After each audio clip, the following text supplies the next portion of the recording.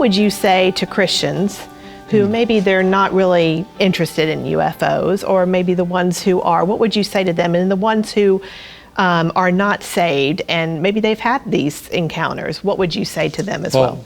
That's why we wrote the book Lights in the Sky and Little Green Men, basically saying this book is different from other books on UFOs. It's a scientifically testable model based on the fact that we believe that what's behind the non-physical but real UFO phenomena are fallen angels. They're demons. And this kind of phenomena, the close encounter, I'm not talking about the real distant encounters, but the close encounters, it only happens to people who've got an occult connection. They're either involved in some kind of occult activity or they got a close relative that is. And it doesn't happen to people who don't have any occult connection. And the Bible is very clear. These demons need permission to invade your life. If you don't give them permission, they can't bother you. But if you do give them permission, or one of your close relatives does, don't be surprised if strange things happen. And so the book ends by saying, here are things you need to get out of your life. You get this out of your life, you'll have no more UFO encounters. But if this begins to be prevalent in your life, don't be surprised if it happens once, twice, multiple times.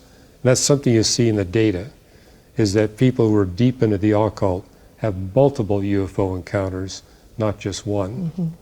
And so this is a real risk.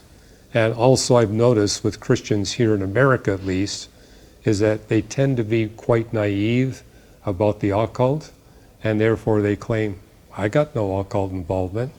You start asking them questions, they said, I had no idea that I was inviting a demon to invade my life or the life of my children. And so getting that out of your life. And it also explains why in certain nations of the world, people are seeing way more UFOs than they are here in the United States. The level of occult activity in those nations is much higher than it is here. Or it explains what happened in Russia during the Soviet era, a very high incidence of UFO experiences, now much lower. The level of occult activity is lower. So that correlation, I think, speaks volumes. Sure.